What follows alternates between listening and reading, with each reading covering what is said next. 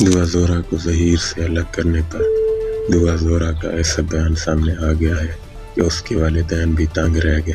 واضح رہے کہ پچھلے دنوں عدالت نے دعا زہرا کیس کا فیصلہ سنایا تھا، جس کے مطابق دعا زہرا اپنے والدین یا ظہیر میں سے جس کے ساتھ بھی رہنا چاہے رہ سکتی ہے۔ دعا زہرا کے والد اپنی بیٹی کو گھر لے جانے پر بضد ہیں اور کیس کا پلڑا بھی ان کی طرف بھاری ہے۔ ایسے حالات میں دعا زہرا کا ایک تازہ بیان سامنے آیا ہے، جس میں وہ کہہ رہی ہیں کہ اگر ظہیر کو کچھ ہوا تو میرا مرا ہوا منہ دیکھو گے۔ دعا زہرا نے اپنے والدین کو کھلی دھمکی دے دی، جس کے بعد والدین بھی پریشان ہیں کہ آخر ہم کریں بھی تو کیا۔